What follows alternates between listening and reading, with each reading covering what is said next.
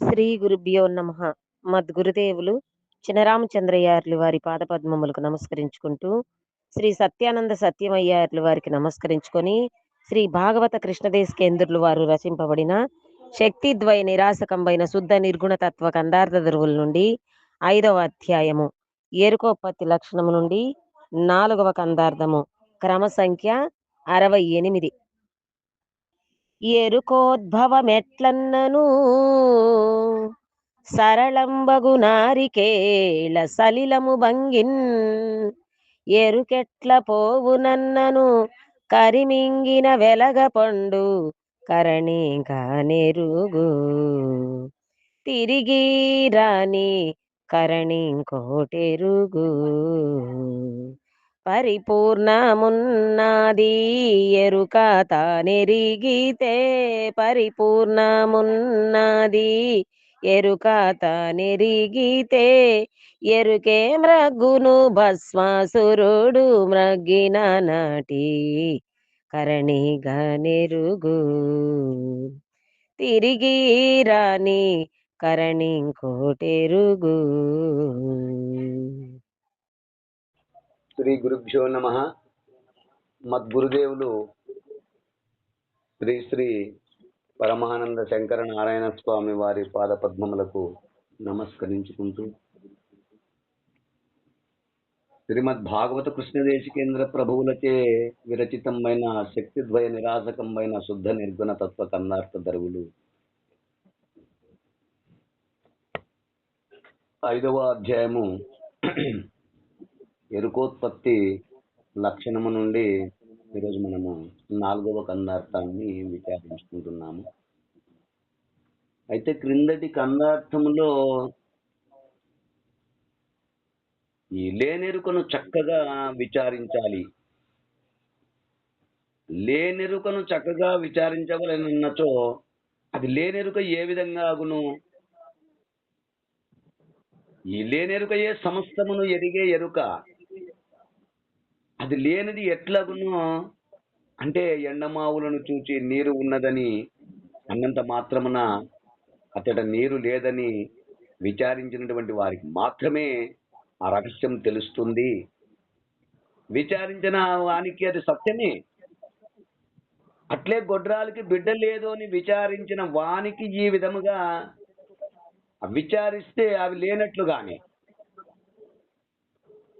అట్లు ఈ ఎరుక కూడా గురుముఖత చక్కగా ఉన్నది ఉన్నట్లు లేనిది లేనట్లుగా విచారించినచో ఉన్నట్లు తోచబడుచున్నను, ఇది లేనిదే అని తెలియబడును అంటూ మనము క్రిందటి కన్నార్థములో 67లో విచారించుకున్నాము. ఇక తదుపరి కన్నార్థము మరి 5వ అధ్యాయములో 4వ కందార్థము క్రమ సంఖ్య 68. ఎరుకోద్భవమెట్లన్నను సరళం బగు నారికేల సలిలము భంగిన్ ఎరుకెట్ల బోవునన్నను కరిమ్రింగిన వెలగ పండు కరణీగా నెరుగు తిరిగి రాని కరణింకోటెరుగు పరిపూర్ణమున్నది ఎరుక తానెరిగితే ఎరుకే మ్రగ్గును భస్మాసురుడు మ్రగ్గిన నాటి కరణీగా నెరుగు తిరిగి రాని కరణింకోటెరుగు.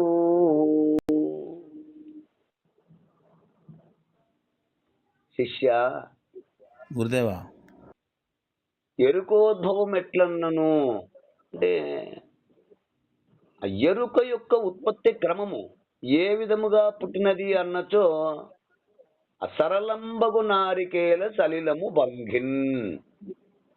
ఇక్కడ సరళము అనగా స్పష్టముగా, నారికేల సలిలము, నారికేలం అనగా కొబ్బరికాయ, సలిలము అనగా నీరు. ఆ కొబ్బరికాయలో నీరు ఏ విధముగా ఉన్నదో భంగిన్ ఆ విధముగా ఉత్పత్తి క్రమములో ఆ కొబ్బరికాయ నీరు మరలా విత్తనముగా మారుటకు నీరే ఎట్లు ప్రాధాన్యత కలిగి ఉన్నదో ఆ విధంగా ఎరుకకు ఎరుకే ఉత్పత్తికి కారణము. ఇంకొకటి కాదు, కొబ్బరికాయకు కొబ్బరికాయ నీరే ఎట్లు ఆధారమో అట్లు ఎరుకకు ఎరుకే ఉత్పత్తికి కారణమవుతుంది. ఎరుకెట్ల పోవు నన్నను, ఇక ఎరుక లేకపోవడం ఏ విధముగా అన్నచో కరిమ్రింగిన వెలగపండు, ఏనుగు తిన్నటువంటి వెలగపండు గుజ్జు కరినీగా నెరుగు ఆ విధముగా గుర్తించు నాయనా అన్నాడు. తిరిగి రాని కరిని ఇంకోటి ఎరుగు అనగా మరలా తిరిగి ఉత్పత్తికి రాకుండా పోవు విధానమును గుర్తించు. అంటే ఎరుక నశించు విధానమునందు ఏనుగు తిన్న వెలగపండు క్రమములో ఆ ఏనుగు ఎందున్న జఠరాజ్ఞ ప్రభావముచే ఆ పండునందు గుజ్జు ఆవిరి రూపమై డొల్ల అంటే లబ్ధి రూపములో విసర్జించును.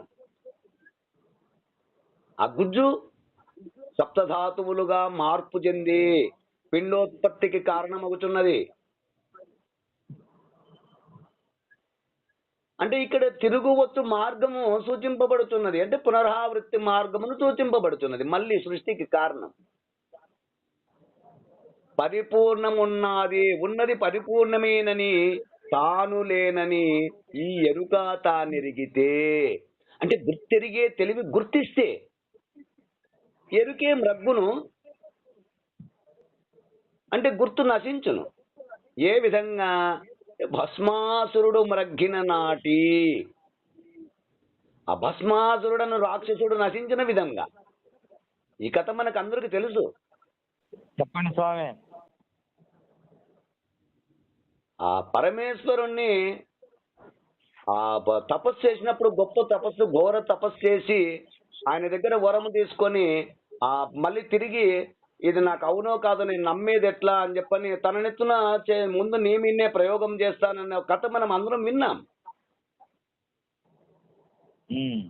అప్పుడు ప్రయోగం చేసినప్పుడు దాన్ని తప్పించుకోవడానికి పరిగెడుతూ పోయినప్పుడు ఆ విష్ణువు వచ్చి మళ్ళీ రక్షించినట్లు ఈ విధంగా మనం వింటూ ఉంటాం. ఆ విధంగా నశించు విధానం పట్ల భస్మాసురుడు వారి వారి ప్రభావము ప్రముఖంగా చెప్పబడుతున్నది ఇక్కడ.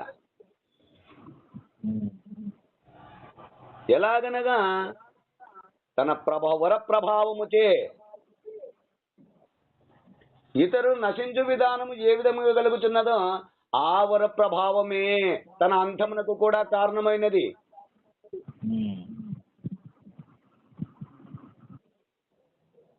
ఆ విధముగానే అన్నిటికీ మూలమైన గుర్తనగా ఎరుక తన మూలమును ఆధారమును విచారించి చూచినచో తనకు తానే మూలమని ఆధారమని ఆ ఉన్న పరిపూర్ణమునందు తాను ఎప్పుడూ లేనని దృఢపరుచుకొనుటచే తనకు తానే లేకపోవును, ఇంకా తిరిగి రాదు. ఈ మరుగును గురుముఖత చక్కగా గుర్తించవలెను.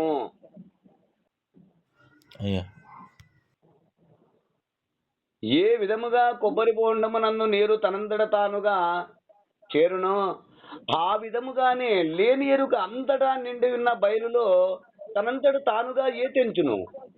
ఏ విధముగా అంటే ఏనుగు తిన్న వెలగ పండునందు గుజ్జు మాయమైనట్టులా అంతయును హరించుకుపోనట్లు ఆ విధముగానే ఈ ఎరుక బయలును గని ఆ బయలందు తా లేకుండా పోవును.